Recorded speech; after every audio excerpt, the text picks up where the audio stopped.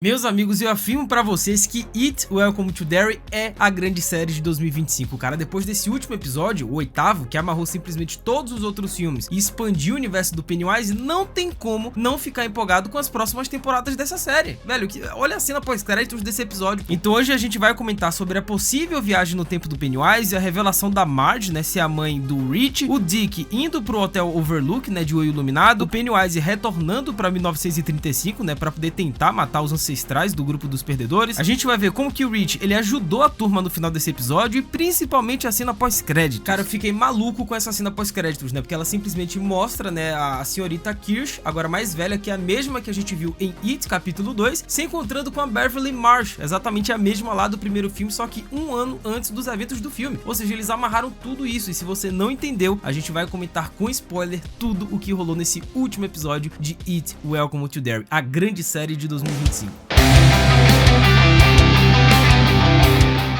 Hello my friends geek na voz, e o início do último episódio, cara, já começa da forma mais tensa possível, né, porque simplesmente a cidade de Derry é tomada por uma neblina tensa, uma neblina absurda que pode estar conectada com outra obra do Stephen King, pode ser uma referência isso aí. Cara, é simplesmente a coisa se manifestando em todas as suas formas possíveis, né, e agora liberta graças aos militares, que com sua arrogância, eles derreteram dos fragmentos que mantinha a entidade enfraquecida. E esse detalhe não é acidental, é uma referência direta ao erro humano como motor do horror, que é um tema recorrente na obra do Stephen King. E aqui surge uma conexão, como eu disse, que pode ser até mais interessante, porque a neblina não é apenas um efeito climático sinistro, ela ecoa de forma impressionante o universo de O Nevoeiro, cara, do Stephen King. Ambas obras tratam, né, da ruptura entre dimensões por meio de experimentos militares, e no conto do King, né, o projeto Arrowhead abre um portal e liberta criaturas indescritíveis, né? E em Welcome to Derry, né, a operação dos militares, revelada pelo General Shaw e pelo Leroy, tenta explorar o Pennywise como uma arma biológica, né, manipulando o medo, a histeria e o colapso psicológico. E o paralelo é tão claro que parece proposital, né? E isso é algo que a HBO tá planejando fazer pro futuro, né? Depender da audiência de It, Welcome to Derry, eles querem pegar outras obras ali do Stephen King, né, que a gente chama de macroverso, ou então Kingverse, e conectar uma com a outra, cara, conectar as histórias, os personagens, as mitologias. E se essa teoria realmente se confirmar, o Welcome to Derry vai estar reescrevendo a mitologia do King em um nível cinematográfico jamais visto, cara, aproximando o palhaço dançarino das aberrações do nevoeiro, né, e ampliando o alcance do terror cósmico que sempre rondou a cidade de Derry. E esse impacto da neblina aparece logo no início do episódio, né, quando vimos uma mulher dentro de uma loja completamente engolida, psicologicamente e fisicamente, pela presença da entidade. Não é só o medo, é como se a própria realidade estivesse se desfazendo ao redor dela, né? E o Stephen King sempre tratou o terror como algo que se infiltra nas festas da percepção, cara. E a série traduz isso com perfeição. Só que a sequência mais pesada, talvez, desse... Quer dizer, mais pesada não, vai, eu acho que o finalzinho também é pesado, mas o início desse episódio com o Pennywise, né, pegando lá o microfone da escola e reunindo as crianças lá no auditório,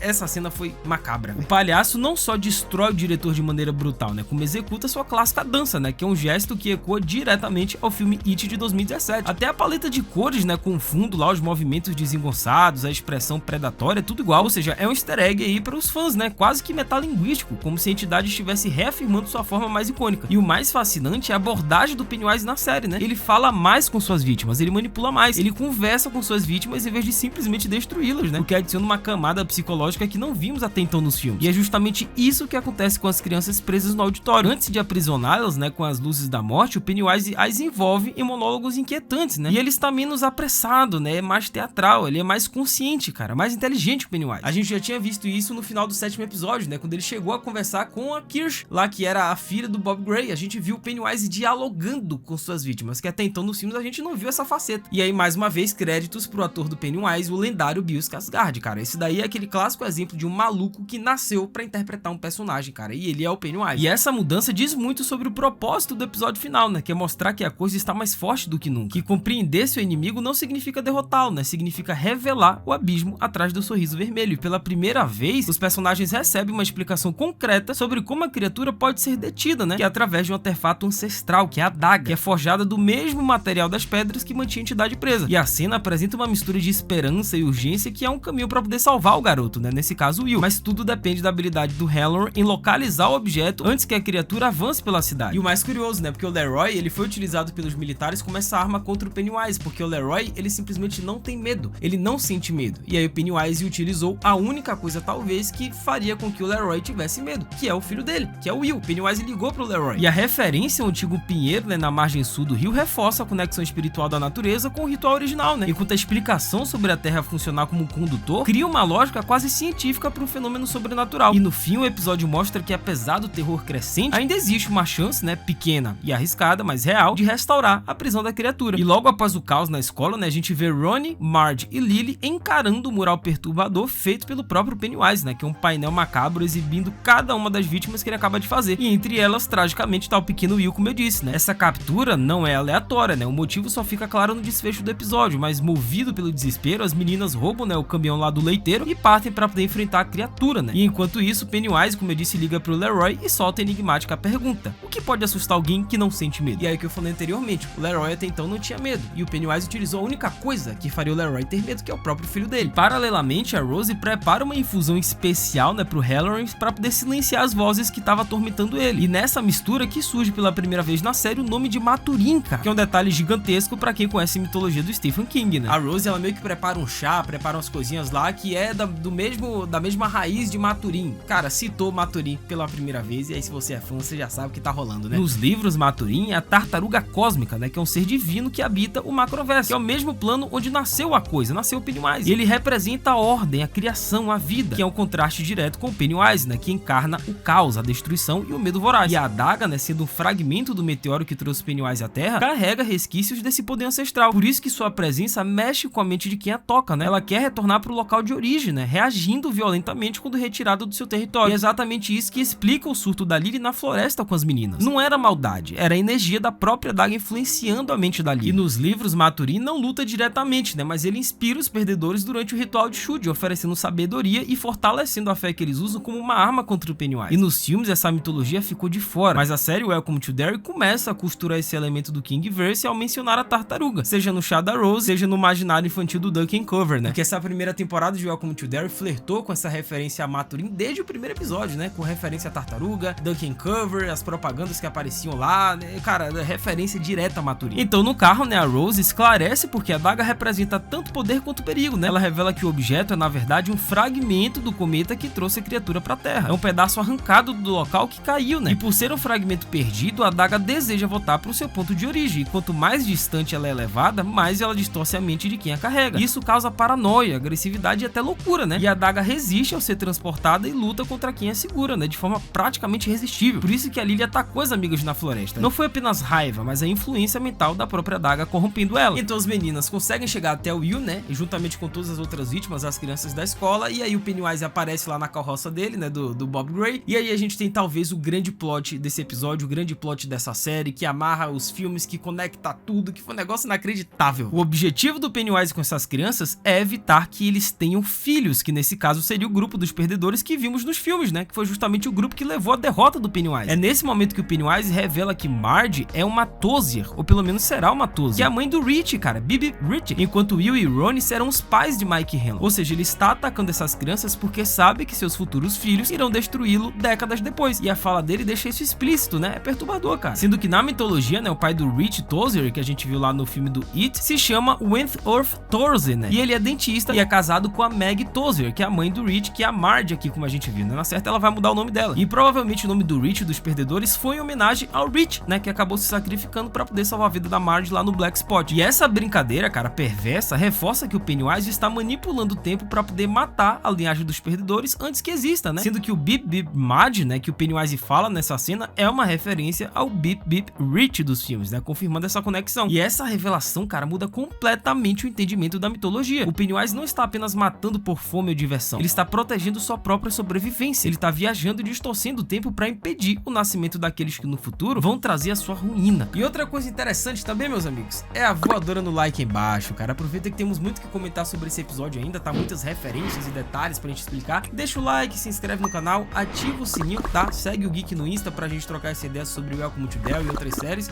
Faz tudo isso que é nóis. Nice. Mas calma que mais pro final do episódio a gente vai ter outras falas também interessantes da Marge que vai conectar com os filmes, e não só os filmes, tá? As próximas temporadas de Welcome to Derry, que vai se passar em 35, depois em 1908, mas daqui a pouco eu comento sobre isso. Só que no exato momento em que o Pennywise ia devorar Marge, ele simplesmente congela, né? E o motivo disso é que o Dick Hallorann, novamente, conseguiu acessar a mente do Pennywise nas memórias do Bob Gray, que era o palhaço ser humano que o Pennywise possuiu no passado. Mas obviamente que o Pennywise percebe rapidamente que é o Dick e retoma o controle da situação, né? E enquanto isso, o Leroy e o Daniel tentam ir até a floresta para poder colocar a adaga no lugar, né? Só que os militares aparecem no momento e simplesmente matam o Daniel, cara. Então o Leroy entrega a adaga pro Will e diz que ele tem que colocar esse objeto naquela árvore. Só que a adaga força o Will a fazer o contrário, porque a adaga quer voltar para casa. E simplesmente o General Shaw vai pessoalmente até o Pennywise congelado, dizendo que não importa o que o Hallorann tivesse feito com ele, que eles iriam dar um jeito nisso. Ou seja, cara, o general, juntamente com os outros militares, mas pro General Shaw, que a gente sabe disso, ele quer ajudar o Pennywise. Ele pode sacrificar todo mundo ali desde que ele salve o Pennywise. Pois como vimos nos episódios anteriores, né, após descobrirem a localização de um dos fragmentos, né, que mantém o Pennywise preso na floresta, os homens do General Shaw o levam para sua base militar e tentam destruí-lo. Isso faz Hanlon questionar suas verdadeiras intenções. E ao confrontar o Shaw, né, o general revela que a ameaça nuclear de outras nações nunca foi sua maior preocupação, porque essa sempre foi a conversinha do General Shaw, né, que eles queriam capturar a coisa, capturar a entidade, o Pennywise, para poder utilizar na Guerra Fria contra os soviéticos, para derrotar os soviéticos. Mas não era isso não. A sua maior preocupação sempre foi a situação interna de sua própria nação, né, onde a criminalidade tem aumentado significativamente. E ao libertar o Pennywise e permitir que ele se alimente livremente durante seus ciclos, o Shaw espera incutir o medo na mente da população do país e amedrontar todo mundo. Ele espera que a ameaça de uma força cósmica como Pennywise discipline as pessoas e as forças se tornarem mais submissas. Ou seja, o Shaw, ele quer usar o Pennywise como uma arma para impor um regime autoritário nos Estados Unidos, cara. Só que durante essa cena, né, do último episódio, o General Shaw, ele tava quase escapando. Ele chegou pro Pennywise e disse, vai lá, pode passar. Só que o Pennywise, ele olhou para trás e disse, ó, eu lembro desse cheiro. E de fato ele lembrou, porque lá em 1908, quando o General Shaw era apenas uma criança, ele entrou na floresta e deu de cara com a coisa, com a entidade. E aí o Pennywise revelou a faceta que o General Shaw, ele sente medo. E aí foi lá o Pennywise e abocanhou o cara. E então tivemos o famoso Deus Ex Machina, né? Pois o Rich, ele surge do além para poder ajudar os meninos a colocar a adaga na árvore e momentaneamente derrotar o Pennywise. E o Dick, ele consegue ver o Rich porque ele quebrou a barreira entre os vivos e os mortos após comunicar com o espírito de Sesk, que é a chefe indígena no meio do incêndio. E originalmente o Dick, né, ele evitava falar diretamente com os fantasmas que o assombravam devido ao seu dom de brilhar, né, o The Shine, que lhe permitia sentir a presença de entidades e de mortos. Só que durante o caos do incêndio, ele foi forçado a pedir ajuda ao espírito da Sesk para poder guiar as crianças para fora do local em segurança. E esse ato de comunicação direta com o mundo espiritual fez com que sua condição piorasse, ou melhor, evoluísse. A fronteira entre ele e os mortos desapareceu, né, permitindo que ele veja e ouça abertamente todos os espíritos, incluindo o de Rich, né, que acabou ali de morrer. E a capacidade da Rose de ver Rich também está ligada a essa sensibilidade semelhante ao paranormal, cara. E notem que assim que eles enfiaram a faca lá naquele pé de árvore, né, os 13 fragmentos eles meio que ativaram e Pennywise momentaneamente ele foi derrotado, né? Só que antes disso teve um detalhe interessante. Ele revelou várias facetas da própria coisa, várias máscaras que ele utilizou ao longo de sua história. Porém, como sabemos, a verdadeira forma do Pennywise são as luzes da morte, cara. Afinal, as luzes existem fora dos limites do nosso universo, muito mais do que algo que uma mente humana pode compreender. E no final é justamente essa luz que resta da coisa. A luz simplesmente sai corroendo tudo por dentro e não, o Pennywise não está morto, cara. Então corta e tem o funeral do Rich, né? E a Marge olha pra cima do galho e observa o aviãozinho do Rich, né? Aquele mesmo que ele jogou lá nos episódios anteriores, sendo que a Lily visita o túmulo do pai, que pra quem não lembra é o pai da Lily, né? Trabalhava na fábrica de conservas, né? O Pickles. E ele morreu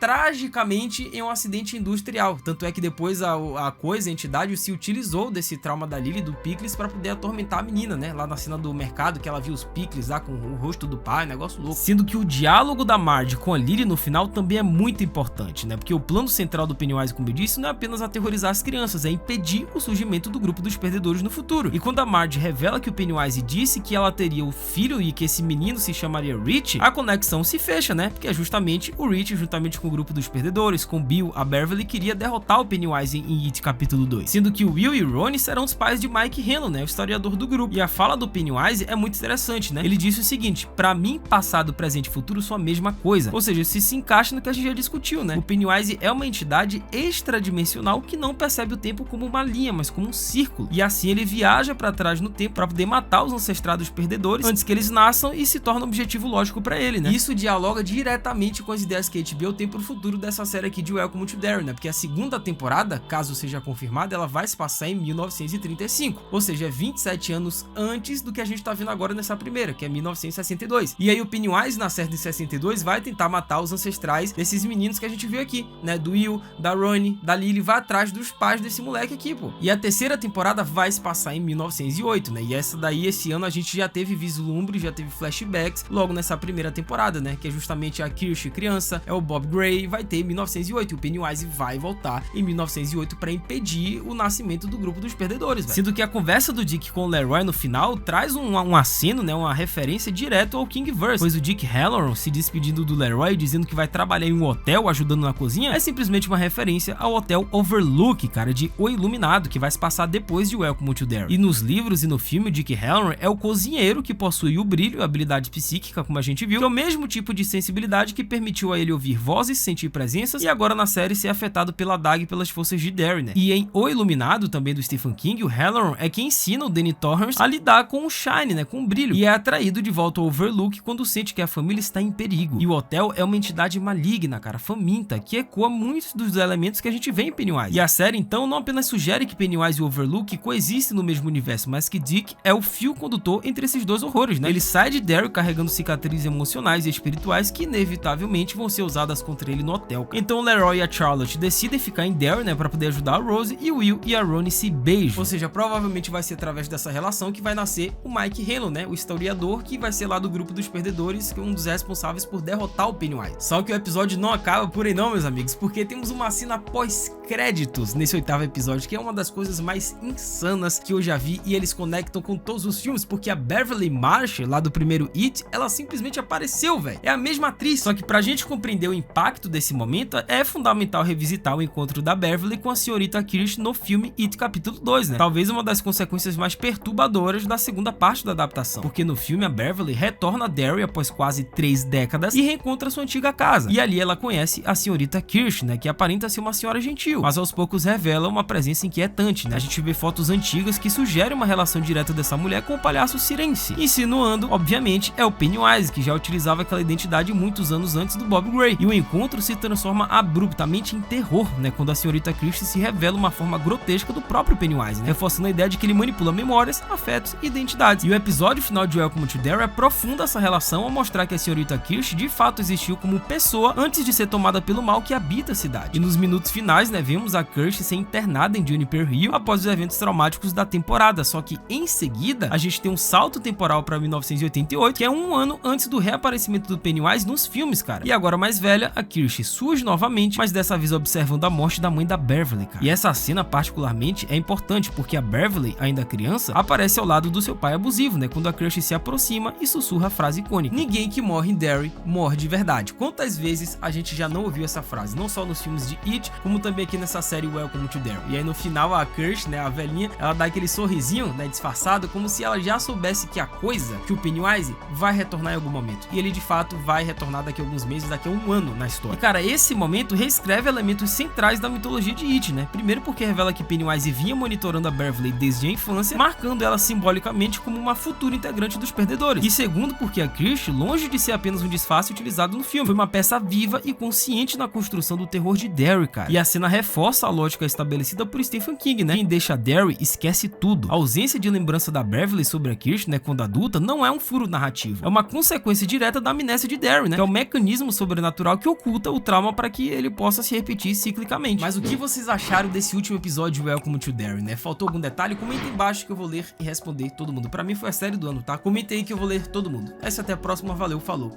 e fui!